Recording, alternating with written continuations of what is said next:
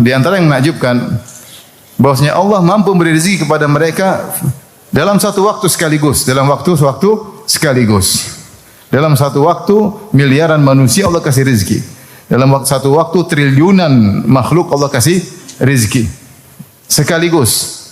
Manusia tidak akan mampu melakukan demikian. Kalau mereka memberi rezeki pasti mereka bertahap atau sebagian, kemudian tahap berikutnya. Adapun Allah Subhanahu wa taala ketika memberi rezeki langsung kepada triliunan makhluk sekaligus. Dan ini menunjukkan Allah Dzul Quwwah, Maha kuat dalam memberi rezeki. Bismillahirrahmanirrahim. Assalamualaikum warahmatullahi wabarakatuh.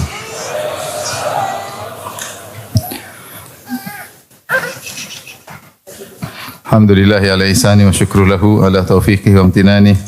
Asyhadu an la ilaha illallah wahdahu la syarika lahu ta'ziman sya'ni. Asyhadu anna Muhammadan abduhu wa rasuluhu da'ila ridwani. Allahumma salli alaihi wa ala alihi wa ashabihi wa ikhwani.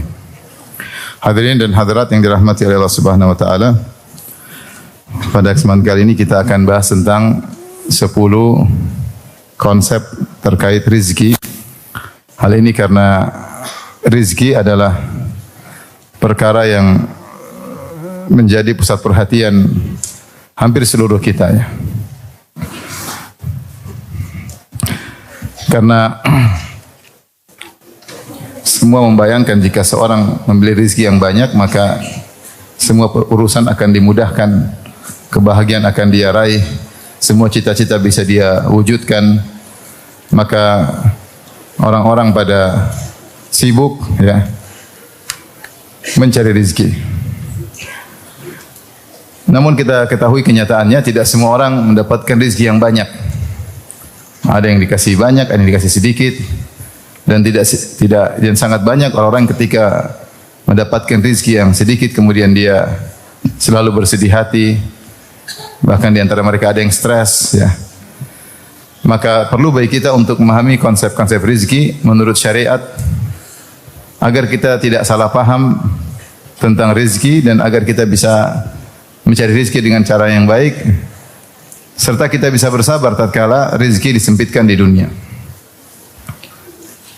Karena sebagian orang menyangka namanya rezeki cuma rezeki berupa rezeki materi, padahal di sana ada rezeki non materi. Bagaimana akan kita bahas nanti. Baik. Ikhwan dan akhwat yang dirahmati Allah Subhanahu wa taala, konsep yang pertama bahwasanya Allah adalah Maha pemberi rezeki.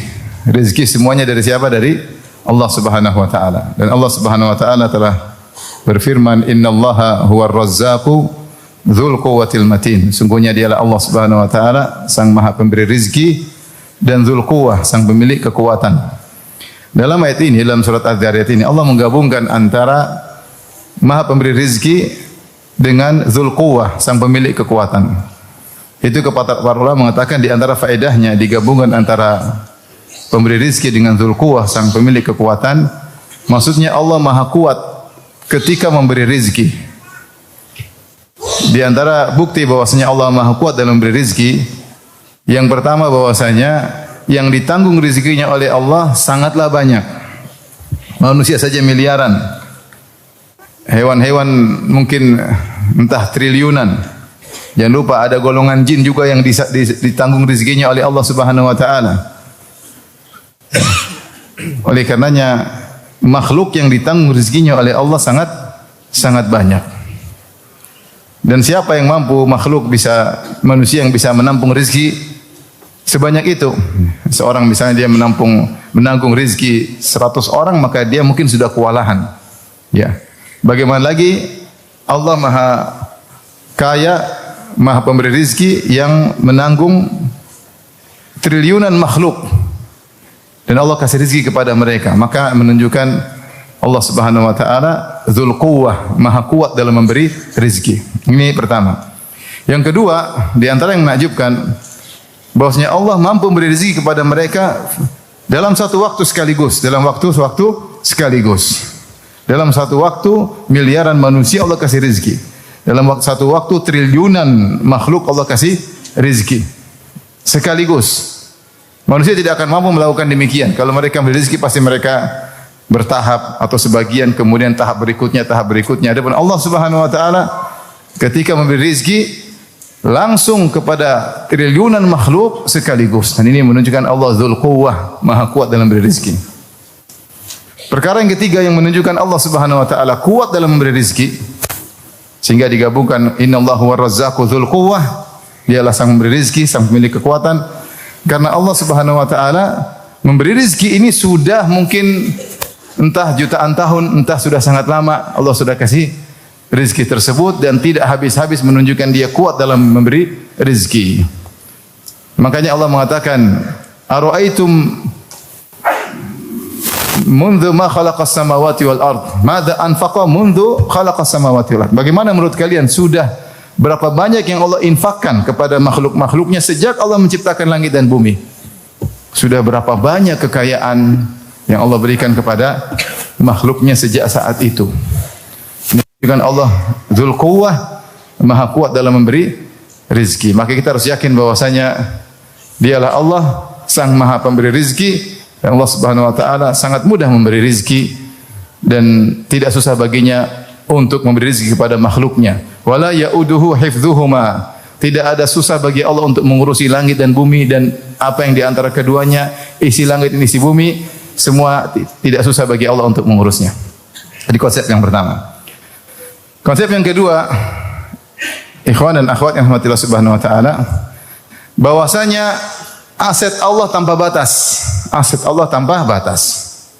Hal ini kenapa? Karena untuk rezeki Allah bisa ciptakan, tinggal kun fayakun.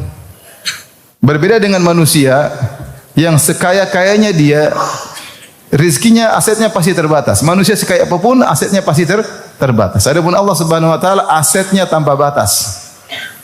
Makanya dalam hadis Allah mengatakan, ya ibadi, law anna awwalakum wa akhirakum wa insakum wa jinnakum kanu fi sa'idin wahidin fasa'aluni fa ataitu kulla wahidin minhum minkum mas'alatahu ma naqasa dzalika min mulki syai'a.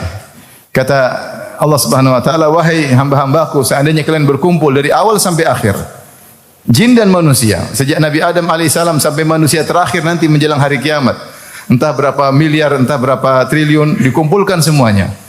Kemudian juga jin, entah jin yang pertama siapa sampai jin yang terakhir, semuanya berkumpul satu dataran, kemudian semuanya minta.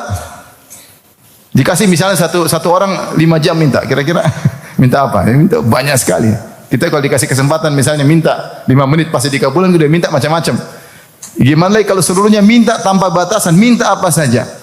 Kemudian aku kabulkan seluruh permohonan kalian, tidak mengurangi sedikit pun dari asetku. Ya.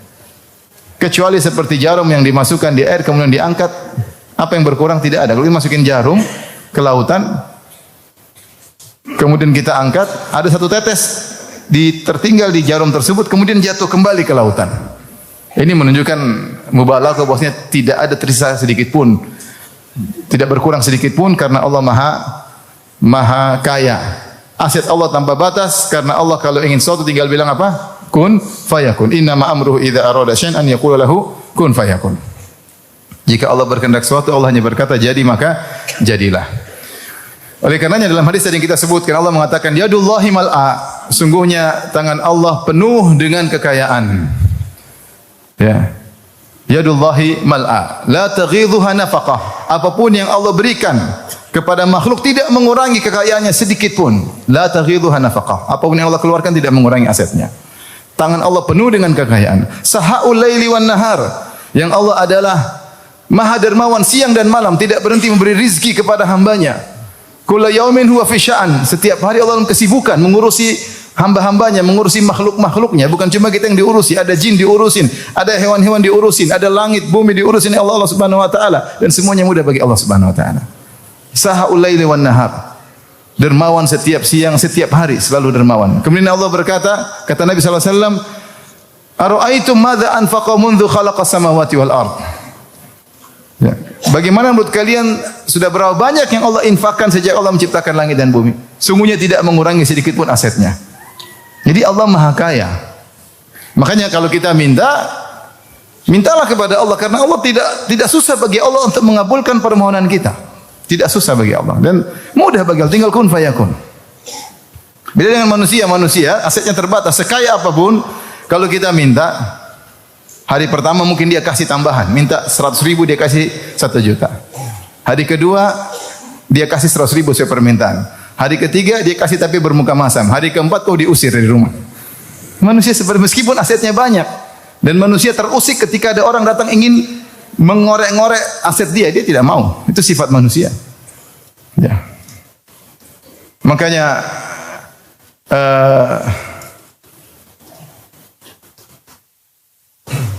kalau seorang semakin minta kepada Allah, justru Allah semakin senang ya.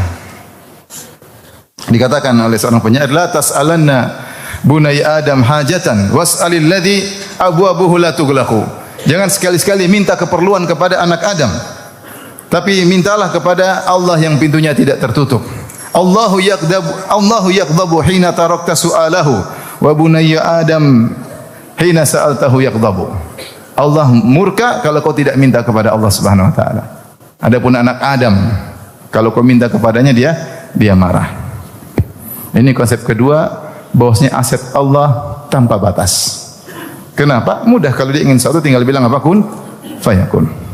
Apa susahnya Allah menciptakan bumi berlipat berkali-kali lipat? Nah, Allah ciptakan surga nanti yang luar biasa. Taib. Berikutnya yang perlu kita pahami, jika aset Allah tanpa batas, kenapa kita tidak semua dijadikan kaya, ikhwan? Kenapa kita semua tidak jadi toke? Apa? Toke ya orang kaya sini? Hah? Ya, bos apa namanya? Toke, bukan toke. Toke ya, toke itu binatang ya, saya lupa. Kenapa kita tidak jadi kaya semua? Kenapa tidak semuanya naik mobil Alphard, naik mobil mewah-mewah? Kenapa? Kenapa ada yang naik mobil Alphard, ada yang jalan kaki, ada yang mobilnya belum lunas, ada yang motor butut, ada yang naik sepeda, sepedanya rusak di jalan. Kenapa beda-beda? Karena kalau Allah mau kasih kaya semua mudah, tapi Allah punya hikmah di balik ini semua. Makanya Allah sebutkan dalam Al-Quran, dua hikmah yang Allah isyaratkan, tentu lebih daripada ini. Di antaranya yang Allah isyaratkan dalam Al-Quran, Allah berfirman, "Walau basatallahu rizqa li ibadihi labaghaw fil ard, walakin yunazzilu biqadarin ma yasha." Seandainya Allah bentangkan rizki kepada hamba-hambanya, Allah kasih banyak-banyaknya, labaghaw fil ard, maka mereka melampaui batas. Manusia tidak kuat jika dikasih kaya. Allah berfirman, "Kalla innal insana la yatgha ar-ra'ahu istaghna." Sungguh manusia itu benar-benar akan melampaui batas tatkala dia merasa dirinya sudah kaya. Orang kalau sudah kaya, sombong dan angkuh, kita tidak bisa mengontrol diri kita. Bayangkan kalau antum dulunya naik sepeda, sepedanya butut, ya, antum insyaallah tawadhu ya. Terpaksa tawadhu ya. Tapi kalau antum naik mobil misalnya harganya 5 miliar, susah tawadhu, susah. Apalagi antum naik mobil sambil kacanya dibuka, waduh susah untuk apa? Tawadhu. Manusia berat, manusia tidak bisa mengontrol hatinya. Dia bilang saya kaya tapi saya tawadhu, susah. Maka dia mentang-mentang, maka dia melampaui batas, itu sifat manusia. Allah mengatakan kalau Allah bentangkan rezeki kepada mereka, labaghaw fil ard, maka mereka akan melampaui batas. Walaki yunazzilu biqadarin ma yasha. Tapi Allah turunkan dengan kadar yang Allah kehendaki. Kita serah Allah Subhanahu wa taala. Wa in min syai'in illa indana khazainuh wa ma nunazziluhu illa biqadarin ma'lum. Sungguhnya setiap perkara kami punya asetnya, apapun Allah punya. Mau emas, mau perak, mau harta, apapun Allah punya. Wa ma nunazziluhu illa biqadarin ma'lum. Namun kami tidak turunkan kecuali dengan kadar yang Allah kehendaki. Jadi di antara hikmah pertama, Allah tidak jadikan semua orang kaya karena kekayaan menjadikan orang bisa melampaui batas. Ini kenyataan yang terjadi. Ada orang miskin tiba-tiba kaya, sombong angkuh pamer, disebut istilahnya OKB, orang kaya baru. Ada nggak di sini OKB? Orang kaya baru punya sedikit-sedikit sudah bikin status terus, baru kaya ya. Orang biasanya kalau lama kaya tidak begitu, ini baru udik-udik, baru pamer-pamer, norak, itu biasanya OKB. Orang kaya apa? Baru. Tidak bisa mengontrol dirinya. Hikmah yang kedua yang diantaranya Allah isyaratkan bahwasanya dunia ini adalah dunia tempat ujian dan Allah Subhanahu wa taala menjalankan roda kehidupan dengan sistem yang ada, itu ada yang kaya dan yang miskin. Kalau semua kaya enggak akan jalan kehidupan di atas muka bumi ini. Kalau semuanya miskin juga tidak akan berjalan. Siapa yang memerintah, siapa diperintah. Makanya ada yang ditakdirkan sebagai si kaya, dan ada ditadikan sebagai si miskin. Kata Allah Subhanahu wa taala, "Hum yaqsimuna rahmata rabbik. Nahnu qasamna bainahum ma'isyatahum fil hayatid dunya wa rafa'na ba'dahum fawqa ba'dhin darajat liyattakhidha ba'dhum ba'dhan sukhriya." Kata Allah Subhanahu wa taala, kami yang mengatur di antara mereka kehidupan mereka, rizki mereka, dan kami jadikan sebagian mereka lebih tinggi daripada sebagian yang lain dalam urusan rizki. Buat apa? Liyattakhidha ba'dhum ba'dhan sukhriya, agar sebagian yang lain sebagian bisa menggunakan sebagian yang lain. Ada yang memerintah, ada yang diperintah. Masing-masing ada ujiannya. Ya. Ada yang kaya dengan ujiannya, yang miskin juga dengan ujiannya. Sehingga kalau orang bertanya, kenapa kita tidak semua kaya? Enggak, karena dunia ini ujian. Nanti kalau mau kaya semuanya di surga. Semua kaya, Allah ciptakan pelayan-pelayan, Allah apapun diminta akan dikabulkan, itu di alam lain. Sementara di dunia ini Allah ciptakan untuk apa? Ibtila, untuk menguji kita. Untuk menguji kita. Makanya Nabi mengatakan, "Inna dunya hulwatun hadirah." Sungguhnya dunia itu manis dan hijau. Wa inna Allah mustakhlifukum fiha fayanzura kaifa ta'malun. Dan Allah menjadikan kalian berkuasa di atas muka bumi untuk melihat bagaimana kalian beramal. Itu untuk diuji. Untuk diuji. Baik. Ini konsep yang keberapa? Yang kedua. Kita lanjut konsep yang ketiga. Ikhwan, bahwasanya rizki itu bukan cuma di dunia saja. Ya. Rizki itu ada di dunia, di alam barzah, dan di alam akhirat setelah hari kiamat. Siapa yang membatasi rizki cuma di dunia saja, dan dia kebetulan ditakdirkan rizkinya sedikit, maka dia akan merasa sempit. Tapi kalau dia tahu rizki itu ada di alam barzah, ada juga rizki.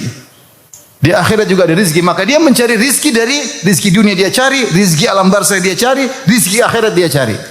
Dan seharusnya seorang lebih fokus rizki akhirat, karena rizki akhirat akan digunakan selama-lamanya. Oleh karenanya jangan batasi rizki hanya di dunia saja. Allah menamakan di dunia rizki, tetapi Allah menamakan di alam barzah juga apa? Rizki. Seperti firman Allah Subhanahu wa taala, "Wala tahsabanna alladhina qutilu fi sabilillahi amwatan bal ahya'un 'inda rabbihim yurzaqun." Jangan engkau menyangka bahwasanya orang-orang yang terbunuh di jalan Allah mati syahid, mereka telah mati. Bal ahya'un, bahkan mereka hidup, yaitu di alam barzah, yurzaqun, mereka dapat rizki dari Allah Subhanahu wa taala. Ternyata di alam berikutnya ada rizki. Kita dunia paling 60-70 tahun. Saya kemarin waktu ke Madinah dipanggil sama guru saya. Udah lama saya enggak ketemu, udah puluhan tahun saya enggak ketemu. Saya masih Syu'bah. Terakhir saya ketemu udah lama. Dia panggil saya. Saya salamin dia, kemudian kita ngobrol. Dia tanya, "Firanda, kenapa orang Indonesia umur 60-an udah pada mati? Kita kalau di Arab 80-an baru mati." Saya bilang mungkin kebanyakan makan gorengan, Syekh. Jadi kita ini nikmati dunia tidak lama, 60-70 udah dipanggil oleh Allah Subhanahu wa taala karena kita hobi makan apa? Gorengan, harga mati gorengan. Repot. Jadi kita harus sadar bahwasanya rezeki yang akan kita nikmati dunia tidak lama, tidak lama. 60-70 tahun. Jarang yang lewat 70 tahun. Tidak lama. Makanya semua kenikmatan dunia Allah namakan mata.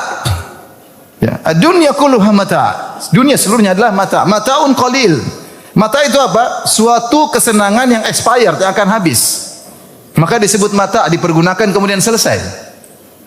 Ada enggak dunia yang dipergunakan tidak selesai? Semua selesai. Mobil dipakai selesai, perabotan dipakai selesai, rumah dipakai rusak. Kalau enggak kita yang rusak dulu sebelum rumah yang rusak. Dan Rasulullah berkata, "Ad-dunya kulluha mata' wa khairul mata'id dunya al-mar'atu salihah." Dunia semuanya adalah mata, yaitu kesenangan yang akan selesai. Dan sebaik-baik kesenangan dunia adalah istri yang salihah. Istri salihah juga akan expire atau tidak? Expire atau tidak? Expire di akhir. Entah ente expire di luar atau istri yang expire di luar. Selesai. Hidup cuma kesenangan ini cuma sementara. Maka silakan kita mencari rezeki di dunia, tapi jangan lupa rezeki untuk alam berikutnya. Alam berikutnya alam barzah, mungkin lama sekali. Seorang meninggal dunia, kemudian dia menanti hari kiamat. Bisa jadi sudah banyak nenek moyang kita sudah ribuan tahun di alam barzah. Sampai sekarang masih dalam alam barzah. Tunggu hari kiamat ditegakkan. Apa bandingannya antara alam dunia alam barzakh? Jauh sekali. Jauh sekali. Oleh karenanya cari rizki di alam barzakh. Yang lebih lagi cari rizki di alam akhirat. Allah sebutkan rizki. Seperti firman Allah Subhanahu wa taala, "Kullama ruziqu minha min thamaratir rizqan, qalu hadzal ladzi rizqna min qabl wa utubihi mutasyabiha." Dalam ayat ini Allah sebutkan rizki surga dengan rizki dunia. Setiap kali penghuni surga diberikan rizki oleh Allah Subhanahu wa taala berupa buah-buahan dan yang lainnya, mereka mengatakan hadzal ladzi ruziqna min qabl. Ini seperti rezeki yang kami diberikan sebelumnya. Wa utubihi mutasyabiha, mereka diberikan yang mirip-mirip. Diberikan yang mirip-mirip tapi beda hakikat. Jadi Allah namakan nikmat surga dengan apa? Rizki. Allah namakan nikmat dunia dengan apa? Rizki. Taib. Oleh karenanya, ya, ketika istri-istri Nabi, ya, radhiyallahu taala anhunna, ya, mereka waktu itu minta tambahan dalam tanda kutip uang dapur, ya. Sebenarnya mengatakan karena ketika itu Rasulullah SAW banyak berjihad sehingga para sahabat mendapatkan gonimah, lantas mereka berikan kepada rezeki-rezeki mereka. Istri-istri Nabi lihat, pingin juga dapat tambahan uang dapur. Maka waktu itu Rasulullah SAW marah, Rasulullah SAW meninggalkan mereka. Rasulullah tidak gabung sama mereka selama sebulan. Dia tinggal di Masyrubah, itu kamar kecil. Rasulullah tinggalkan dia. Sampai sahabat banyak yang menangis. Kenapa Rasulullah istrinya 9, rumahnya 9, tidur di kamar sendirian? Sedih atau tidak? Sedih. Ya, para sahabat cinta sama Nabi SAW. Rasulullah tidak datangi mereka selama sebulan. Kenapa? Karena mereka minta tambahan. Ya, mereka wanita bisa punya kesalahan. Dan dengan demikian Allah tegur mereka agar mereka menjadi lebih baik. Karena yang bisa hidup sama Nabi hanyalah orang-orang zuhud. Maka turunlah ayat dalam surat Al-Ahzab, ayat itu takhir. Ayat pilihan. Yaitu mau hidup mewah-mewah tapi cerai atau menghidup dengan saya dengan zuhud. Allah turunkan, ya ayuhan nabi, qul li azwajika in kuntunna turidul hayatad dunya wa zinataha fata'alaina umatti'kunna wa usarrihkunna sarahan jamila. Wahai nabi, katakanlah kepada istri-istrimu. 9 istrinya ditanyain. Ditanya satu-satu. Kalau kalian ingin kehidupan dunia dan perhiasannya, fata'alaina, kemarilah. Umatti'kunna, aku akan berikan kepada kalian kesenangan, silakan. Rasulullah mau kasih harta bisa. Rasulullah kalau dapat ghanimah banyak sekali. Rasulullah mau kasih harta bisa. Tapi apa setelah itu? Wa usarrihkunna sarahan jamila. Setelah itu cerai baik-baik. Harta tapi cerai. Enggak bisa hidup sama Nabi dengan hidup mewah-mewah. Wa in kuntunna turidinallaha wa rasulahu ad-daral akhirah fa innallaha 'adda lil muhsinati minkunna ajran 'azima. Tapi kalau kalian ingin Allah dan Rasulnya dan hari akhirat, maka Allah akan siapkan ganjaran yang besar. Di mana? Di surga. Setelah itu beberapa ayat kemudian Allah berfirman, ya nisa'an nabi, may yaqnut minkunna lillahi wa rasulihi wa ta'mal salihan nu'tiha laha ajraha marratain wa nu'tiha ajraha marratain wa atadna laha rizqan karima. Wahai istri Nabi, siapa di antara kalian yang kunut, yaitu taat beribadah, sabar dalam beribadah lillahi, karena Allah dan Rasulnya, wa ta'mal salihan, dan beramal saleh, maka kami akan berikan ganjaran 2 kali lipat, wa a'tadna laha rizqan karima, maka kami akan berikan, siapkan baginya rizki yang mulia. Itu rizki dunia sedikit, nanti ada rizki yang mulia. Maka akhirnya seluruh istri Nabi memilih hidup zuhud bersama Nabi sallallahu alaihi wasallam. Setelah itu Allah muliakan mereka, Allah melarang Nabi untuk menikah lagi dan untuk menggantikan mereka dengan wanita yang lain. Jadi ingat ikhwan, rizki itu ada, bukan cuma dunia saja. Karenanya bisa jadi ada seorang di dunia dapat rizki banyak, di akhirat tidak ada jatah, bisa jadi. Seperti orang kafir. Dan ada orang-orang di dunia rizkinya sedikit, tetapi di akhirat banyak sekali. Maka jangan pikir rizki dunia saja. Allah berfirman, "Idza waqa'atil waqi'ah laisa liwaqa'atiha kadhibah khafidhatur rafi'ah idza rujjatil ardu rajja idza rujjatil ardu rajja." Kata Allah Subhanahu wa taala, jika telah tegak hari kiamat dan tidak ada yang bisa menolak akan datangnya hari kiamat, khafidhatur rafi'ah, bahwasanya hari kiamat itu merendahkan dan meninggikan. Apa maksudnya merendahkan? Sebagian ahli tafsir mengatakan merendahkan manusia-manusia yang disangka hebat ketika di dunia, di akhirat Allah rendahkan. Rafi'ah, hari kiamat meninggikan. Ada orang-orang dirasa rendah, hina, miskin di dunia, ternyata di akhirat dimuliakan. Jadi ada orang di dunia mungkin kelihatan kaya raya, kenikmatan luar biasa, ternyata di akhirat tidak punya apa-apa.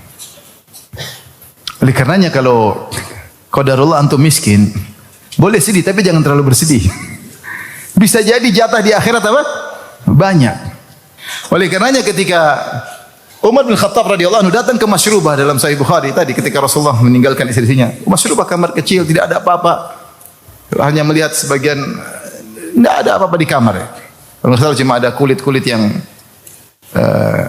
kulit-kulit samak. Ya Rasulullah tidak punya apa-apa.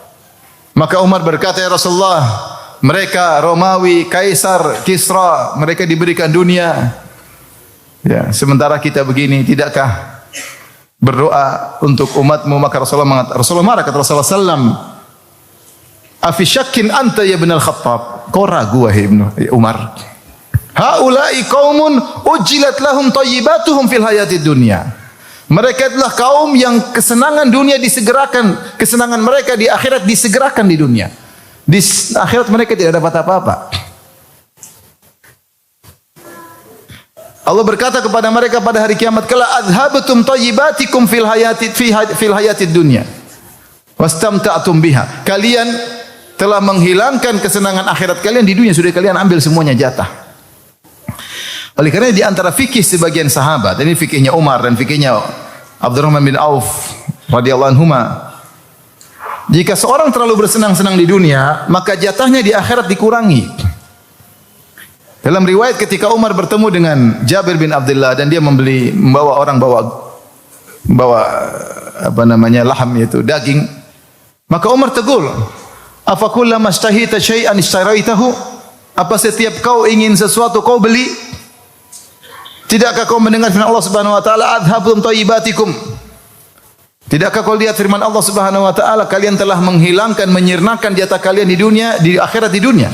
Kalian telah menyegerakan jatah kalian akhirat untuk bersenang-senang di dunia. Sehingga sebagian sahabat memandang terlalu bersenang-senang di dunia mengurangi jatah di mana? Di akhirat. Dan ini juga pendapat Abdurrahman bin Auf. Abdurrahman bin Auf radhiyallahu anhu ketika dia berpuasa, kemudian dia ingin berbuka, dihidangkan makanan. Tiba-tiba dia ingat Mus'ab, dia mengatakan Mus'ab bin Umair meninggal dunia dalam kondisi mati syahid. Kami tutup kepalanya dengan tidak ada yang dia tinggalkan kecuali selembar burdah, selembar kain. Hartanya tidak ada sama sekali kecuali selembar kain. Itu pun kalau buat nutup kepalanya kakinya kelihatan. Kalau untuk kedua kakinya kepalanya kelihatan. Untuk kain kafan aja enggak cukup hartanya. Kata Abdurrahman bin Auf, huwa khairun minni, dia lebih baik daripada aku, kata Abdurrahman bin Auf. Itu dengan penuh tawadhu. Kemudian kata beliau, "Tsumma futiha lana ya atau busita lana min ad-dunya ma busit." Kemudian dibukakan bagi kami dunia sebagaimana telah dibukakan. Wa inna nakhafu, dan sungguhnya aku khawatir ini adalah kenikmatan surga yang disegerakan. Maksud saya ikhwan, seorang ya ketika jadi orang miskin bertakwa, jadi orang kaya bertakwa, tetapi rizki itu ada 3, bukan rizki dunia saja. Ada rizki di alam barzah, ada rizki di akhirat. Kalau kita tidak bisa menyaingi orang rizki di dunia, saingi dia untuk rizki di akhirat. Bisa jadi orang yang Anda lihat sekarang depan Anda adalah seorang yang miskin, bisa jadi di akhirat dia kaya raya. Bisa jadi Anda lihat seorang kaya raya di dunia, di akhirat dia enggak punya apa-apa. Saya sering sampaikan contoh, saya punya pembantu. Dulu saya punya pembantu. Dia setiap gajinya 100% dia kasih ibunya. Setiap gajian dia kirim ke ibunya. Itu harta dia 100% dia berikan kepada ibunya. Ini orang seperti ini, kira-kira rezekinya banyak enggak di akhirat? Akan ganjaran yang banyak, dia berbakti. Kita mungkin meremehkan, tapi ternyata dia luar biasa. Oleh karenanya ketika kita tahu rezeki bukan cuma di dunia saja, kita jangan mikir rezeki dunia. Rezeki ini cuma mata, sebentar lagi habis. Makanya Allah berfirman, "Wala tamuddanna 'ainaika ila ma matta'na bihi azwajan minhum zahratal hayatid dunya linaftinahum fihi wa rizqu rabbika khairu wa abqa." Janganlah kau panjangkan kedua matamu wahai Rasulullah kepada sekelompok orang yang kami berikan kesenangan dunia. Ya, zahratal hayatid dunya, kesenangan dunia seperti zahrah, seperti bunga yang cepat layu, hilang cepat. Zahrah apa? Bunga, indah, merah, jingga, kuning, ungu, tapi cepat layu. Buat apa? Linaftinahum fi, kami menguji mereka dengan dunia tersebut. Kemudian kata Allah, wa rizqu rabbika khairu wa abqa, dan rizki Rabbmu yaitu di surga lebih baik dan lebih apa? Kekal. Jadi jangan pikir rizki cuma di sini saja. Seorang bertakwa, salat, ibadah, mencari rizki di alam barzah dan rizki di akhirat. Sekarang yang keberapa?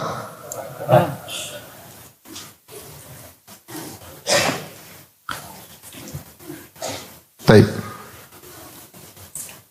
Berikutnya ikhwan, bahwasanya rizki tidak terbatas pada materi saja. Ini perlu kita perhatikan. Rizki tidak terbatas pada materi saja. Ya, kalau kita buka di kamus-kamus Arab, rizki itu yang bermanfaat bagi manusia. Ya. Dan ini juga pendapat Syekh Utsaimin rahimahullah, bahwasanya rizki itu sesuatu yang bermanfaat bagi manusia.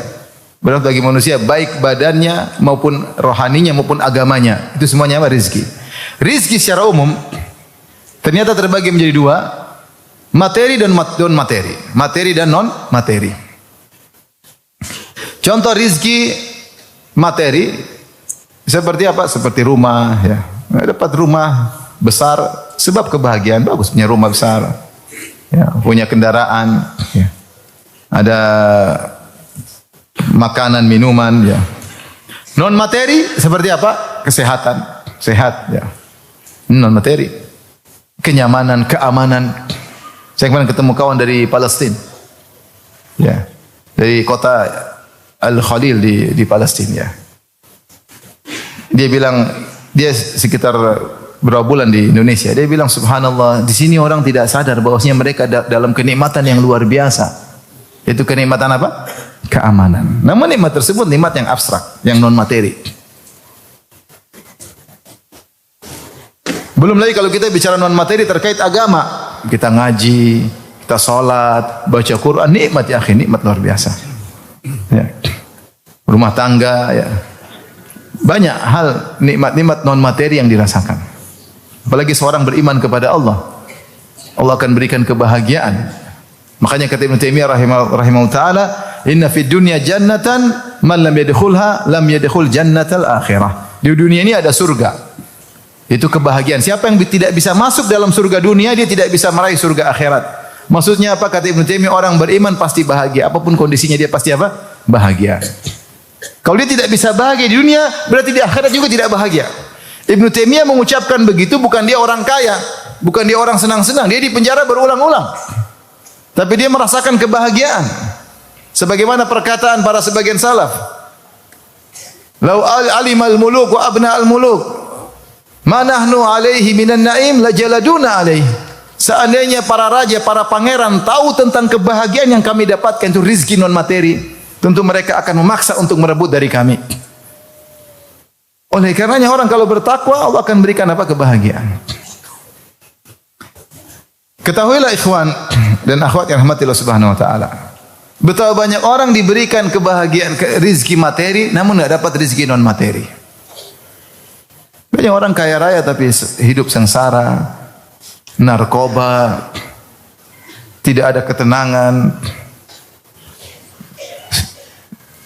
Bahkan Allah sebutkan orang-orang munafik, tentang orang-orang munafik, kata Allah Subhanahu wa taala, ya. Fala tu'jibaka amwaluhum wala auladuhum. Innama yuridullahu liyu'adzibahum biha fil hayatid dunya. Janganlah engkau takjub dengan harta mereka dan anak-anak mereka. Sungguhnya Allah ingin mengadab mereka biha, dengan anak-anak dan harta mereka fil hayatid dunya, dalam kehidupan dunia. Jadi ada orang diberi rizki materi itu menyiksa dia. Ada, Allah sebut dalam Al-Quran. Dia dapat rizki materi tapi dia tersiksa. Dia tersiksa. Buktinya banyak ya. Saya sering sampaikan, saya ketemu dengan ada non muslim, orang kaya punya properti, saya ngobrol di pesawat. Akhirnya ngobrol-ngobrol, saya bilang, "Bapak bagaimana sekarang? Apa yang Bapak kesedihan yang Bapak rasakan. Dia bilang, saya lagi sedih. Anak-anak saya yang saya biayai, saya sekolahkan, sekarang mereka tidak ada yang hubungi saya, tidak ada kunjungi saya. Dia punya anak-anak, dia tersiksa. Di saat masa tua dia ingin anak-anak merawatnya, menelponnya, mengunjunginya, ziarah kepadanya. Anak-anak cuek dengan kehidupan, anak tidak tahu diri, anak durhaka. Dia sengsara dengan anak-anaknya. Antum lihat di Eropa. Di Eropa tentu tidak semua, tapi banyak. Kita lihat sendiri di Eropa. Orang-orang non-muslim sudah tua jalan sendiri dengan anjing. Tapi kalau kita orang muslim, subhanallah, orang tua didorong sama anaknya, cucunya, rebut-rebutan. Anak durhaka, banyak yang durhaka. Sengsara. Terazab dengan anak-anaknya. Apakah ada orang terazab dengan banyaknya harta? Banyak harta. Ya, antum coba, masih kita mau jujur ya, kalau kita mau jujur berpikir. Kalau kita miskin, insya Allah jam 9 sudah tidur ya. Makanya mau makan sate padang tidur selesai. Pagi-pagi makan lontong, udah selesai. Tapi orang punya perusahaan, masya Allah, dia mikir sana, mikir sini, banyak yang dia pikirkan. Perusahaannya, kalau ada inflasi dia mikir, kalau dolar turun dia mikir, pusing. Kalau mau lebaran bayar THR dia mikir. Yang miskin-miskin terima THR senang, dia mikir bayar THR. Belum persaingan bisnis, kalau perusahaan baru yang mirip dengan dia, wah ini kompetitor, pusing. Kalau didatangi orang pajak tanpa pusing lagi. Enggak gampang. Banyak yang dia mau urusin. Saya pernah ketemu dengan seorang pejabat, dia sudah mempensiunkan diri. Dia bilang, Ustaz, antum enak jam 8 jam 9 tidur. Kadang kami jam 2 baru mulai rapat, jam 2 malam. Kadang kami jam 2, itu bukan kadang, sering. Jam 2 malam kami mulai susun strategi politik dan yang lainnya. Ya, jadi bisa jadi rizki materi yang didapatkan jika tidak digunakan sesuai dengan syar'i justru mendatangkan kesengsaraan. Innama yuridullahu liyu'adzibahum biha fil hayatid dunya. Allah ingin menyiksa mereka. Bayangkan koruptor, dia punya uang banyak. Uangnya banyak. Terus dia simpan, dia bingung simpan di mana? Takut ketahuan. Akhirnya simpan di bawah tempat tidur. Sedikit-sedikit dia periksa, masih ada enggak? Jangan-jangan diambil sama tuyul. Babi ngepet. Periksa, takut. Dia mau belanja, takut. Uang banyak, mau beli mobil mewah, takut ketahuan orang pajak. Jadi gemes kan, mau beli, aduh nanti ketahuan. Gelisah atau tidak? Kalau antum nggak bisa beli kan nggak gelisah, aman. Nggak bisa beli. Nggak bisa beli. Kepingin pun nggak, karena duit nggak ada, tahu diri. Dia duit banyak mau beli takut, beli banyak takut diperiksa, takut. Oleh karenanya tidak mesti orang kaya lebih bahagia daripada antum, tidak mesti. Ini benar, ini bukan main-main. Tidak mesti mereka lebih bahagia daripada antum. Antum masya Allah ngaji ada waktu. Sebenarnya orang kaya nggak bisa ngaji. Gimana mau ngaji? Ngitung duit belum selesai. Tanda tangan belum, cek belum selesai. Gimana mau ngaji? Gimana ada ketenangan? Orang banyak, sebagian mereka tidak bisa tidur. Kapan tidur? Kalau Jumatan tidur, dengan ceramah tidur. Jadi mas saya, jangan terlalu hasad sama orang kaya. Jangan, rezeki masing-masing Allah tahu. Itu penting kita nikmati, kita bersyukur. Tidak mesti orang kaya lebih baik dari antum. Sebagai contoh, kata Ibnu Qayyim rahimahullah, Allah mentakdirkan dunia ini akan dirasakan kelezatan jika telah melalui kesusahan. Kapan kita merasakan makan itu enak? Ketika kita lapar. Kalau enggak lapar, enak enggak? Enggak enak. Kapan kita merasakan minum itu lezat? Ketika kita dahaga. Setelah dahaga payah baru minum lezat. Kapan kita merasakan tidur itu nyaman? Kalau kita lelah. Kalau kita enggak lelah, enggak bisa tidur, enggak enak. Taruhlah antum orang kaya, selalu nikmat, kemana-mana naik bisnis kelas, bahkan punya jet pribadi. Antum gitu-gitu aja monoton. Tapi orang miskin, tiba-tiba naik bisnis kelas, wah kayak di surga. Kalau dia sudah biasa, enggak biasa-biasa aja. Buktinya orang kalau pendaki gunung, kapan dia merasakan bahagia? Ketika naik gunungnya susah, itu tidak? Dia ada kebahagiaan. Kalau gunungnya cuma 1 meter, ngapain dia naik? Dia mau gunungnya 3 kilo, 4 kilo, dia naik supaya dia, wah, itu sudah konsep kehidupan dunia. Kalau sudah bersusah-susah, baru kemudian merasakan apa? Kelezatan. Maka bukan berarti orang yang nyaman kemudian dilayani, kemudian semua, belum tentu dia bahagia, belum tentu dia stuck. Beda orang yang variatif, kadang susah, kemudian senang, kadang susah, senang. Dia dapat kebahagiaan yang tidak dirasakan oleh mereka. Jadi pilih mana? Miskin atau kaya? Kaya dong Ustaz. Kaya yang bersyukur. Ya, ini kan kita hiburan, kan tidak semua antum kaya. Ada di antara antum yang kaya, ada yang miskin, ada yang sok kaya, yang semacam.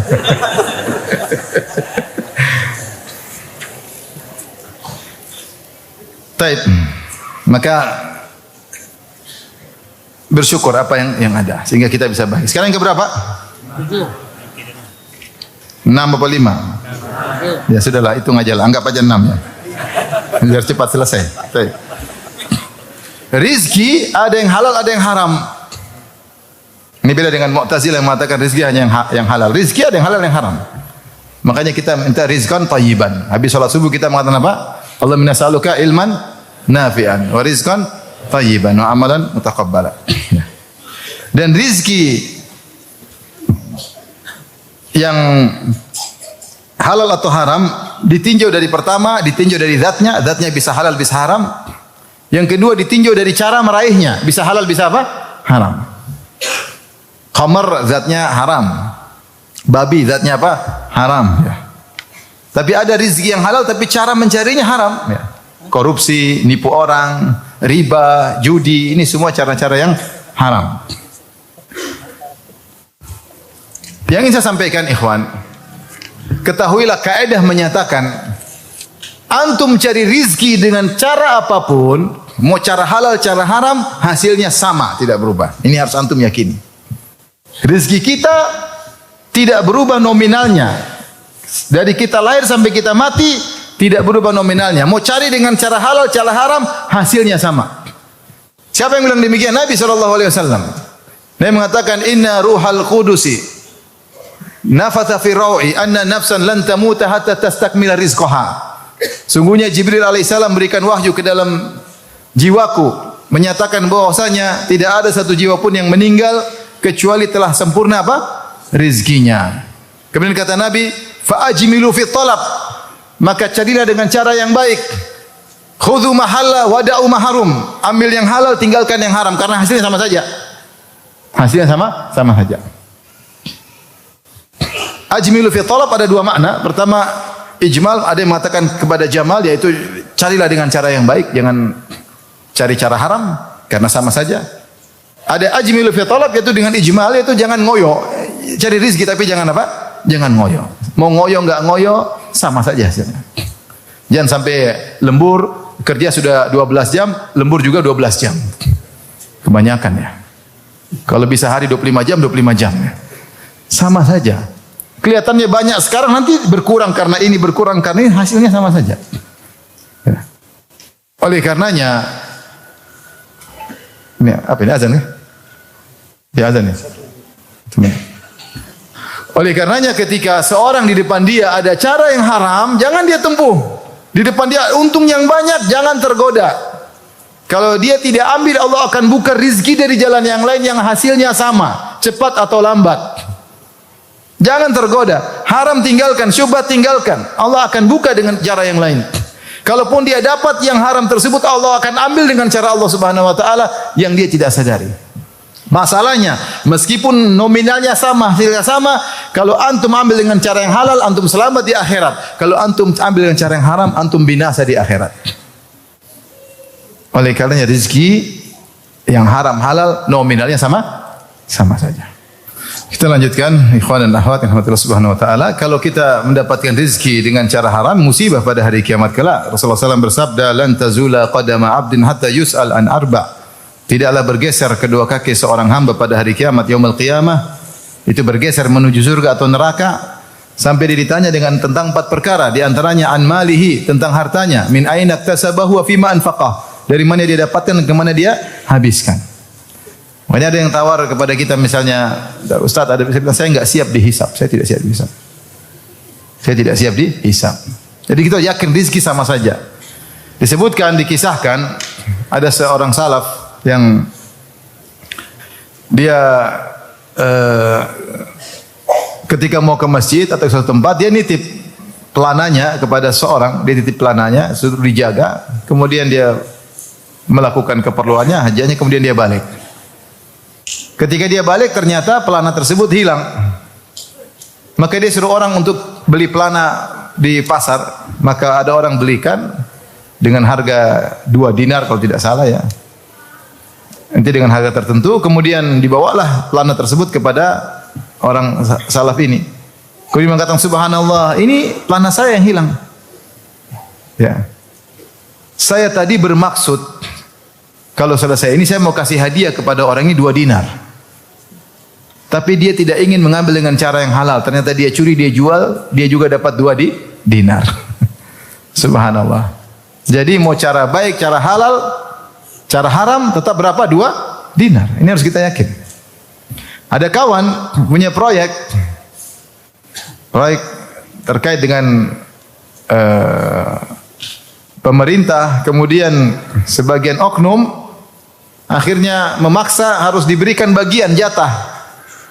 Minta kepada kawan tersebut. Ini kawan langsung cerita sama saya. Minta. Kata dia bilang, harus saya dapat jatah. Kalau enggak, ini enggak gol. Atau tendernya tidak dimenangkan. Kawan ini bilang, enggak, saya enggak mau. Kalau enggak, ya sudah, apa-apa, enggak usah. Meskipun proyeknya mungkin ratusan miliar. Enggak, kalau enggak mau. Akhirnya kawan enggak ambil. Dia enggak ambil. Akhirnya proyek hilang. Untung banyak hilang, ada masalah. Ternyata dia ambil kontraktor lain, ngerjain enggak bisa. Enggak bisa. Akhirnya kawan dipanggil lagi, dikasih proyek tanpa ada korupsi. Subhanallah. Kalau itu rezeki kita tidak bakalan lari. Kalau tertutup pintunya akan terbuka pintu yang lain. Allah punya cara, tinggal kita yakin. Maka ikhwan, kalau ada tawaran haram jangan diambil. Syubhat aja, kalau bisa tinggalkan, tinggal. Haram apalagi jangan ambil. Rezeki sama aja, yakin rezeki sama aja. Kalau tutup pintunya akan dibuka pintu yang lain oleh Allah Subhanahu wa taala. Baik, sekarang kaidah yang konsep yang berapa? 6. Ya, terserahlah berapa ya. Ketahuilah bahwa banyaknya rizki bukan pertanda Allah mencintai seorang hamba. Kalau banyaknya rizki tanda cinta Allah kepada seorang hamba, tentu orang kafir berarti dicintai oleh Allah Subhanahu wa taala. Rizki bisa diberikan oleh Allah kepada orang yang Allah cintai dan juga kepada orang yang Allah tidak cintai. Ya. Makanya Allah mengatakan, ya, fa'ammal insanu idza mabtalahu rabbuhu fa akramahu wa na'amahu fa yaqulu rabbi akraman wa amma idza mabtalahu fa qadara alaihi rizqahu fa yaqulu rabbi ahanan kalla. Adapun manusia kalau dilapangkan rezekinya, dia mengatakan Rabbi akraman, Allah telah muliakan aku. Adapun jika dia diuji, disempitkan rezekinya, dia mengatakan Rabbi ahanan, Allah telah hinakan aku. Kata Allah, kalla, tidak demikian. Demikian. Rizki bukan menunjukkan cinta Allah kepada seorang. Bisa jadi orang dicintai, sangat cintai Allah, tapi dia miskin. Contoh siapa? Contoh sederhana, misalnya Uwais Al-Qarani, miskin. Padahal Rasulullah mengatakan khairu tabi'in Uwais Al-Qarani. Miskin. Sampai dia dituduh di kaumnya mencuri. Subhanallah. Uwais Al-Qarani. Tetapi kalau orang diberi rezeki, ternyata rezekinya dia gunakan untuk dekat kepada Allah, itu tanda Allah cinta sama dia. Buktinya dia semakin dekat kepada Allah Subhanahu wa taala. Tapi banyak orang dikasih rezeki dia semakin jauh dari Allah Subhanahu wa taala. Tapi yang berikutnya, jadi maksudnya kalau antum miskin jangan terlalu sedih. Ya, sedih bolehlah, tapi jangan terlalu. Bukan berarti Allah benci sama antum. Tidak. Bukan ukuran. Betapa banyak orang soleh yang miskin-miskin banyak sekali. Para ulama banyak sekali. Para anbiya banyak miskin-miskin. Isa alaihissalam miskin. Isa alaihissalam miskin. Zakaria miskin. Banyak sekali. Ya. Banyak sahabat yang miskin. Banyak ulama yang miskin. Jadi kalau pas Allah mentakdirkan kita rezeki sedikit, Allah lebih tahu apa yang maslahat bagi kita.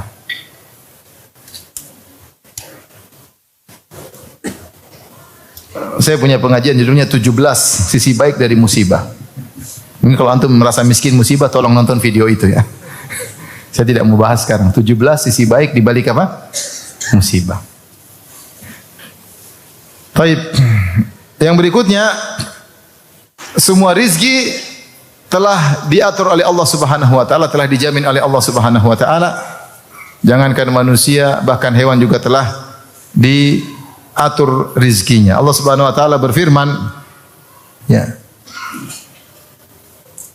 Wa ma min dabbatin fil ardi illa 'alallahi rizquha wa ya'lamu mustaqarraha wa mustaudaha. Kata Allah Subhanahu wa taala, tidak ada hewan melata di atas muka bumi kecuali Allah yang menanggung rizkinya. Wa ya'lamu mustaqarraha wa mustaudaha. Ada khilaf dengan Quran makna mustaqar mustauda. Ada yang mengatakan mustaqarraha maksudnya di mana kandangnya, di mana tempat tinggalnya. Ya. Mustaqarraha di mana tempat dia berjalan, mustaudaah adalah tempat di mana kandangnya. Jadi maknanya di antara makna yaitu Allah tahu di mana kandangnya dan kemana dia cari rizki. Jalannya kemana? Misalnya burung terbang kemana Allah tahu. Setiap burung Allah tahu dia mau terbang kemana. Setiap hewan keluar dari lubangnya mau kemana Allah tahu. Jadi Allah sudah siapkan rizki sesuai dengan arah jalannya. Allah yang tanggung. Itu hewan. Sebagian ulama menafsirkan mustaqarrah mustaudaah maksudnya hidupnya dan matinya. Allah tahu mainnya kemana, jalan-jalannya kemana, kapan ajalnya Allah tahu sehingga Allah sudah tentukan.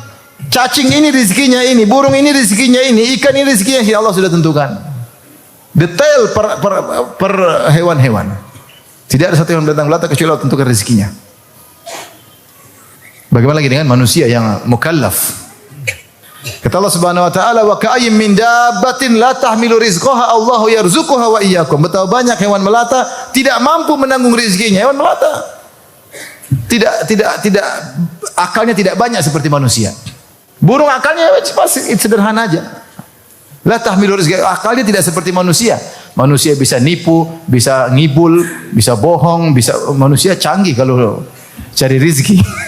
Dengan berbagai macam cara yang riba bisa jadi syar'i, luar biasa manusia. Canggih pokoknya. Hewan bisa apa? Tapi rezekinya sudah ditanggung. Rezekinya sudah ditanggung. Nah, kalau rezeki sudah ditanggung apalagi manusia, maka jangan seorang khawatir berlebihan ya. Rezeki sudah ditanggung. Hewan saja sudah diatur apalagi manusia. Bagaimana kita suudzon sama Allah sementara kita masih dalam janin Allah kasih rizki sama kita. Kita kecil belum bisa cari rizki, Allah sudah kasih rizki lewat kedua orang tua kita. Setelah kita dewasa sudah punya kemampuan, sudah pandai berfikir, sudah lebih matang, kemudian takut tidak dapat rizki, ini suudzon kepada Allah Subhanahu wa taala. Maka yakin rizki sudah ditentukan. Sebagaimana seorang yakin ajalnya sudah ditentukan. Banyak orang kalau ajal tenang, kalau ajal enggak. Tapi kalau rizki dia enggak percaya. Padahal perkara rizki dan ajal sama saja. Malaikat ketika mencatat bikatbi rizkihi wa ajalihi, rizkinya ajalnya dicatat, maka sudah ditentukan. Baik, berikutnya. Meskipun sudah ditentukan, akan tapi Allah Subhanahu wa taala suruh mencari rizki dan berusaha. Karena semua yang ditakdirkan, yang dicatat di Lauhul Mahfuz bukan cuma hasilnya, tapi tercatat akibat dan juga sebabnya. Si fulan mati, tapi karena apa Allah catat? Si fulan kaya karena apa? Miskin karena apa? Ada semua catatannya. Maka kita menempuh sebab untuk menuju akibat tersebut, meskipun semuanya sudah dicatat. Ya. Meskipun semuanya sudah dicatat, tapi kita harus menempuh sebab karena yang dicatat di Lauhul Mahfuz sebab dan apa? Akibat. Sebagaimana kita yakin bahwasanya kenyang dan lapar sudah ditakdirkan, tapi kita tahu kalau mau kenyang ya makan. Sebagian kita yakin bahwasanya punya anak atau tidak sudah ditakdirkan, tapi kalau kita mempunyai anak kita nikah supaya punya anak. Oleh karenanya masalah rizki Allah juga suruh cari dalam banyak ayat. Seperti dalam firman Allah Subhanahu wa taala, "Huwallazi ja'ala lakumul arda dhalulan famshu fi manakibiha wa kulu min rizqihi." Dialah Allah yang telah menundukkan bumi bagi kalian. Yaitu Allah menundukkan bumi agar mudah dipijak, agar mudah untuk dilewati. Famshu fi manakibiha, berjalanan menuju manakib. Sebagian ahli tafsir mengatakan manakib seperti ini, maksudnya tempat-tempat yang tinggi. Kalau kau harus cari rezeki ke tempat yang tinggi, tempuhlah tempat tersebut. Jalan. Jangan malas-malasan. Kalau memang harus dilewat tempat tinggi, pergi ke sana. Famshu fi manakibiha. Itu Allah suruh berusaha. Allah suruh berusaha. Tetapi di akhir ayat kata Allah, wa kulu min rizqihi wa ilaihi nusyur. Makanlah rezeki Allah, ingat kalian akan dikembalikan kepada Allah Subhanahu wa taala. Contoh lagi firman Allah Subhanahu wa taala, fa idza qudiyatis salatu fantashiru fil ardi wabtaghu min fadlillah. Kalau selesai salat Jumat bertebarlah, carilah rezeki lah, carilah karunia Allah. Tapi kata Allah, wazkurullaha katsiran. Jangan lupa banyak ingat Allah. Ini maksud cari rezeki tapi jangan lupa ingat Allah. Cari rezeki tapi jangan lupa kepada Sang Pemberi rezeki. Ini cari rezeki tapi lupa kepada Sang Pemberi apa? Rezeki. Bahkan Allah Subhanahu wa taala menyuruh kita berusaha. Wa huwa alladhi sakhkhara al-bahra wa sarlakum wa alladhi sakhkhara al-bahra litakulu minhu lahman tariyya wa tastakhriju minhu hilyatan talbasunaha. Dialah Allah yang telah menundukkan lautan bagi kalian agar kalian bisa makan daging segar. Mancing, Allah suruh mancing. Bukan cuma mancing aja, wa tastakhriju minhu hilyatan talbasunaha. Untuk kalian ambil mutiara, berarti kan perlu menyelam usaha. Berarti Allah suruh usaha. Jadi rizki diraih dengan apa? Usaha. Berusaha. Dan usaha tersebut tentu harus benar.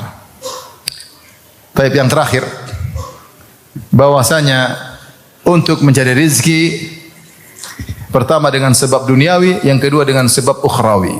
Sebab duniawi banyak caranya, jadi dokter, jadi guru, jadi dosen, ya, jadi pedagang, jadi kontraktor, ya, jadi sales, jadi broker, jadi apa terserah, yang penting halal. Ini masing-masing dibukakan oleh Allah cara-cara mencari rezeki. Tapi ada pintu-pintu rezeki yang ukhrawi yang mungkin lebih efektif daripada cara-cara duniawi. Jangan disepelekan. Jangan disepelekan. Di antaranya yang pertama misalnya adalah dengan menyambung silaturahmi. Man ahabba an yubsata lahu fi rizqi wa yunsa'a fi athari falyasir rahimah. Siapa yang ingin lapangkan rezekinya, dipanjangkan umurnya, maka sambung silaturahmi. Orang yang sibuk sambung silaturahmi, rezekinya lancar. Rezekinya lancar. Ini di antaranya. Allah tambah-tambahkan rezekinya. Tambah-tambahkan. Saya tidak ada teman yang saya kenal perhatian sama silaturahmi kecuali rezekinya lancar. Tidak ada teman yang saya kenal perhatian sama kerabatnya kecuali rezekinya apa? Lancar. Kemudian antaranya kedua, misalnya kafalah kepada penuntut ilmu. Dalam satu hadis dalam Riyadhus Shalihin disebut ada seorang, dua orang, satu kerja, satu menuntut ilmu sama Nabi. Akhirnya saudaranya mengeluh, ya Rasulullah ini saudaraku tidak kerja. Maka Rasulullah mengatakan la'allaka turzaqu bihi. Kata Nabi, bisa jadi kau dapat rezeki gara-gara dia, lewat dia. Bisa jadi kau dapat rezeki lewat apa? Lewat dia. Jadi karena kau ngurusin dia nuntut ilmu, kau dapat rezeki lewat dia. Dalam hadis juga, saya lupa lafalnya tapi maknanya, Allah Subhanahu wa taala memberikan rezeki pada suatu kaum lewat kaum yang lain. Jika mereka terus menafkahi kaum tersebut, maka mereka terus diberi rezeki oleh Allah. Jika mereka tidak mau, Allah akan ganti dengan kaum yang lain. Subhanallah. Di antara nasihat yang pertama kali ketika sampai Madinah, saya tidak lupa tentang guru saya itu cerita. Dia bilang ada seorang selalu kalau dapat rezeki dia kasih ke orang lain. Dia kasih. Sampai teman-temannya tegur, ente dapat rezeki kasih orang. Kata dia, saya punya kebiasaan sama orang, Allah punya kebiasaan sama saya. Kebiasaan saya kalau saya dapat rezeki saya kasih, kebiasaan Allah kalau saya kasih saya dikasih lagi sama Allah. Kalau saya rubah kebiasaan saya terhadap orang, saya takut Allah rubah kebiasaannya. Terkadang seorang hanya mengkafalahi, mungkin anak yatim satu orang, dua orang, ternyata Allah buka rezekinya banyak. Uang yang dia keluarkan untuk anak yatim tersebut tidak seberapa dengan keuntungan yang Allah berikan di dunia, tidak sebanding. Tapi ternyata ini adalah pintu untuk buka rezeki yang banyak. Terkadang seorang silaturahmi cuma kasih sedikit, tapi ternyata Allah ganti dengan sangat banyak. Ketika dia ikhlas kepada Allah, dia tidak mencari dunia, tidak mencari sanjungan, tidak mencari pengakuan dari orang, Allah ternyata kasih rezeki yang banyak. Yang menakjubkan, saya punya teman-teman kerja sama orang kafir. Orang kafir terus meyakini, dia mengatakan ini fulan, kaum muslim, ini bantu sana anak yatim. Dia pingin biar usaha kita, perusahaan kita apa? Baik, bantu anak yatim. Sebab orang kafir yakin Pokoknya kau bantu anak yatim, rezeki kita apa? Perusahaan kita dijaga oleh Tuhanmu atau Tuhanku, terserahlah. Maksud saya dia percaya itu. Menakjubkan ya. Oleh karenanya benar usaha duniawi tidak kita sepelekan, kita kerjakan, tapi usaha ukhrawi ini sangat penting. Di antara usaha ukhrawi agar kita mendapat rezeki, tawakal. Kata Ibn Rajab Al-Hambali, tawakal yang kuat dengan sebab yang sedikit rezeki banyak. Lau annakum tatawakkaluna 'ala Allahi haqqa tawakkuli la razaqakum kama yarzuqut tayr taqdu khimasan wa taruhu bitana. Kalau kalian bertawakal dengan kepada Allah dengan tawakal yang benar, Allah akan kasih rezeki kepada kalian sebagaimana Allah beri rezeki kepada burung. Dia terbang di pagi hari perut kosong, balik di sore dengan perut kenyang. Oleh karena ketika sebagian ulama mensyarah hadis yadkhulul jannah qaumun afidatuhum ka afidati tayr, masuk surga suatu kaum yang hati mereka seperti hati burung. Banyak ulama menafsirkan yaitu burung tawakalnya tinggi. Tawakalnya tinggi. Dengan modal kemampuan yang sedikit, dengan akal yang terbatas tapi rezekinya lancar, dia terbang, dia bertawakal, perut kosong dia pulang bawa makanan kasih anak-anaknya. Maka terkadang seorang agar rezekinya mudah, dia bertawakal kepada Sang Maha Pemberi rezeki. Dia tahu bahwasanya rezekinya bukan dari bosnya, bosnya cuma dari Allah, cuma lewat bosnya. Dia tahu bahwasanya konsumen bukan dari konsumen rezekinya, tetapi Allah kasih dia lewat konsumen yang membeli darinya. Fabtaghu 'indallahi rizq. Kata Allah, carilah di sisi Allah rizkimu. Carilah di sisi Allah. Jadi carilah rezeki dari Sang Maha Pemberi rezeki. Demikian saja ikhwan kajian kita. Semoga Allah Subhanahu wa taala memberikan kepada kita rizki yang halal di dunia, di alam barzah, terlebih lagi di akhirat. Kala amin ya rabbal alamin. Tapi demikian saja kajian kita. Semoga bermanfaat. Subhanakallah bihamdik, asyhadu an la ilaha illa anta astaghfiruka wa atubu ilaik. Assalamualaikum warahmatullahi wabarakatuh.